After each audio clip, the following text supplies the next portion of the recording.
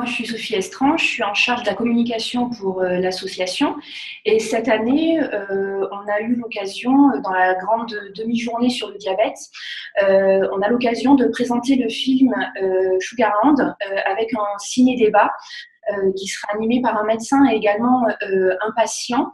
On trouvait ça intéressant de voir ce film qui est sorti en début d'année et de le présenter aux diététiciens et d'animer un débat entre professionnels, mais également avec un patient pour voir un petit peu le regard qu'un patient peut avoir sur un film qui peut être un outil d'éducation sur le diabète. Autre événement, comme chaque année, on remet également le prix du meilleur poster, la communication affichée, et également le prix du meilleur mémoire des diététiciens qui sera remis le vendredi en fin de journée.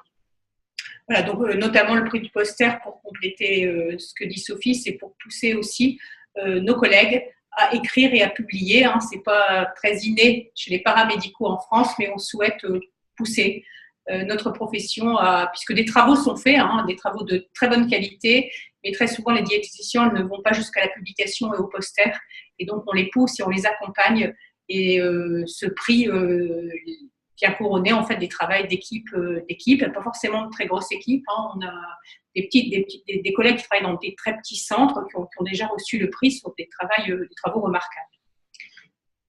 Positionnement de l'association. Oui. Alors, le positionnement de notre association aujourd'hui, donc le diététicien a une place reconnue et dans la prise en charge des patients en France, hein, sur les problèmes de santé, les besoins en santé, dans toutes les pathologies où l'alimentation est un déterminant. Néanmoins, notre profession reste à la traîne pour plusieurs choses en France. Un, pour le niveau d'études et la réingénierie des études, hein, puisque notre formation n'a toujours pas été universitarisée et on est bloqué en 2 ans. On est le dernier pays européen, voire mondial, à avoir une formation si courte. Donc, on travaille beaucoup auprès des ministères et des tutelles pour essayer de faire bouger les lignes. Les résultats ne sont toujours pas là. J'étais encore au ministère de la Santé hier pour essayer de défendre notre cause. Là, les travaux ont repris, hein, avec le gouvernement actuel. On espère pouvoir sortir avec quelque chose, enfin, au moins un plus, hein, et on souhaite vraiment pouvoir faire passer cette formation en 3 ans, pas parce qu'on veut que les diététiciens soient formés en 3 ans, mais on estime qu'aujourd'hui, pour bien répondre aux besoins de santé, c'est le minimum pour qu'un diététicien puisse rentrer en activité professionnelle. Le deuxième sujet qu'on traite et combat qu'on mène, c'est la reconnaissance d'un acte diététique. Notre profession n'a toujours pas d'acte reconnu. Je ne parle même pas d'acte remboursé, mais d'acte reconnu. On a 7 parcours de soins où on préconise le passage en consultation et un suivi par les diététiciens. Néanmoins, la population aujourd'hui ne peut pas y accéder, hein, puisqu'il n'y a aucun acte défini et bien sûr derrière aucun remboursement possible. Les seuls patients qui peuvent se faire rembourser un suivi diététique, hein, sont les patients qui disposent de mutuelles, puisque de plus en plus, les mutuelles accordent des forfaits. Donc, c'est vraiment deux sujets qu'on mène de front. On aura d'ailleurs, durant nos journées, une présentation du programme auquel on a participé, Retrouve ton cap, hein, qui traite de la prévention de l'obésité chez l'enfant. Pour lequel d'ailleurs des consultations diététiques sont prises en charge. C'est une expérience pilote qui a lieu sur 4 départements et avec la possibilité pour les médecins traitants de confier leurs patients à un diététicien libéral en ville, hein, qui pourra faire le suivi de ces patients.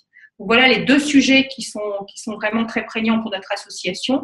À côté, bien sûr, hein, on continue d'accompagner les professionnels diététiciens, par exemple par la rédaction de fiches pour améliorer pour les aider dans les suivis des patients. Hein. Quand on est diététicien, c'est pas toujours facile d'avoir une actualisation de toutes les données dans toutes les pathologies, et l'association aide les diététiciens dans cette mise à jour des connaissances.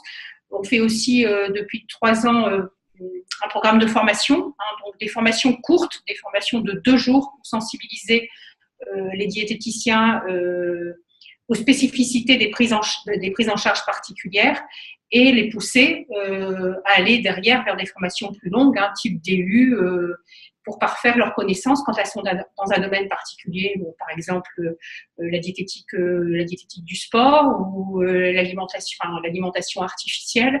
C'est des thématiques importantes.